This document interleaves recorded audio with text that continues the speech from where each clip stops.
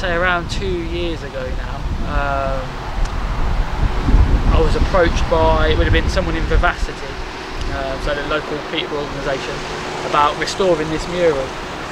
At the time it was just an idea, so we didn't know how we was going to do it, how we was going to fund it or anything. So it's a group of creative people from Peterborough that work in arts and stuff, that sort of we pieced together like how we're going to do this. So we kind of got involved, or my company got involved.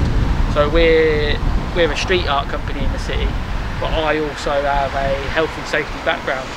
So it's like we need someone to manage the site, and then if someone's got known a bit about art, like that's an advantage. So that's how I become to get involved. And then we sort of worked out what's the right type of artist we need. Originally, we were going to restore the mural just using any sort of medium. So I specialise in using spray paint murals and do lots of large murals all across the city. But then, as we got into funding, so this is partly lottery funded.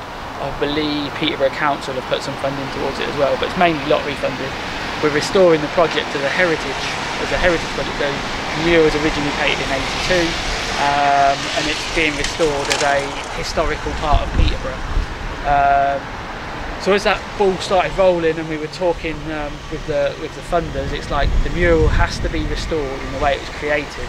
So it has to be done by brush, it has to be done like with a similar kind of paint, it has to be as true to the original as possible.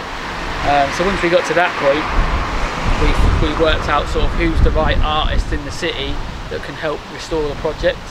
And then say everything was kind of happening, Corona hit, everything just stopped out of thin air, and then with COVID, Vivacity went under. So the whole organisation running the project, they went under, and that was it. So we didn't know what was happening. And then as things have sort of started to get some normality, Neem Park Trust, and who run Peterborough Presents, they've taken over the project from Vivacity. And then I'd say in the last sort of 6 to 12 months, the project sort of reignited again and had lots of focus to the point where we are actually doing it. So Peterborough is a fairly small city. Our creative circle here, we all know each other generally, from your performers, artists. Like we have a big street art graffiti community here, we have brush painters, like we all kind of know each other and support each other as a creative culture. So all of us involved in the project, we all knew each other before the project started. So the community's been great. I think the thing for us, a lot of us, we don't know all the history behind the painting, the characters and stuff.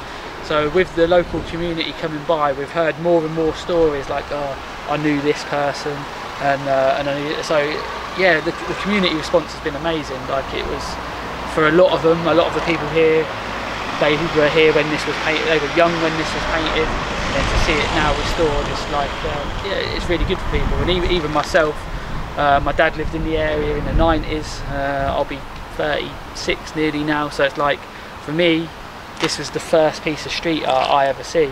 And then like, I've been painting street art for 21 years now, graffiti, street art, and run a street art business in the city, but essentially my journey started by seeing that painting like 20 years ago. So